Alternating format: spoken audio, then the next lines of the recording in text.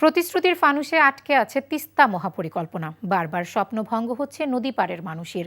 চীনের সহায়তায় চলতি জানুয়ারিতেই কাজ শুরুর কথা থাকলেও এখনও তার লক্ষণ দেখা না যাওয়ায় তীব্র হতাশা ও ক্ষোভ এলাকাবাসীর। এর আগে ভারতের আপত্তিতে তিস্তা মহাপরিকল্পনা বাস্তবায়নের পথে এগোয়নি ফ্যাসিস্ট আওয়ামী লীগ সরকার। নীলফামারী থেকে ইয়াসিন মোহাম্মদ শিথুনের পাঠানো তথ্য ছবিতে আরও জানাচ্ছেন শওকত করিম। চীনের দুঃখ হোয়াংহো হলে বাংলাদেশের দুঃখ তিস্তা। বর্ষায় বন্যা আর শুষ্কে খরার অভিশাপ। উত্তরের 2 কোটি মানুষের দুঃখ বয়ে চলে এ নদী। বছরের পর বছর ভাঙনে বাস্তুহারা কিংবা সর্বশান্ত হয়েছে হাজার হাজার মানুষ, যাদের জীবন নদীর মতোই সংকটের গভীরে। কবির মিয়া সেই মানুষদেরই একজন। এখন বালুর নিচে চাপা পড়ে আছে তার অতীত।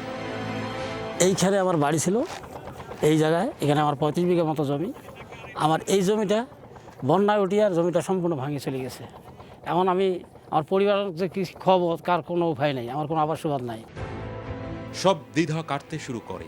গেল বছর অন্তর্বর্তী সরকার জানায় 10 বছর মেয়াদে 12,000 কোটি টাকার প্রকল্পের কাজ শুরু হওয়ার কথা 2026 সালের জানুয়ারিতে, কিন্তু এখনও আলোর মুখ দেখেনি তা।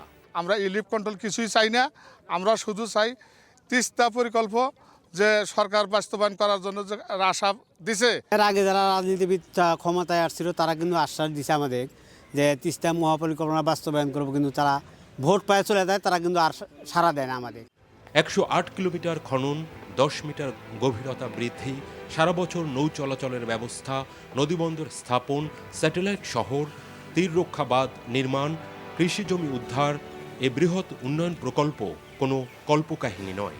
যেহেতু তিস্তা প্রচুর পরিমাণ পলি ক্যারি করে, তো আমাদের অবশ্যই তিস্তাতে আমাদের খনন কাজ প্রতি বছরই খনন কাজ করতে হবে। তিস্তা যে মহাপরিকল্পনা সেটাও বাস্তবায়ন হবে, সেটা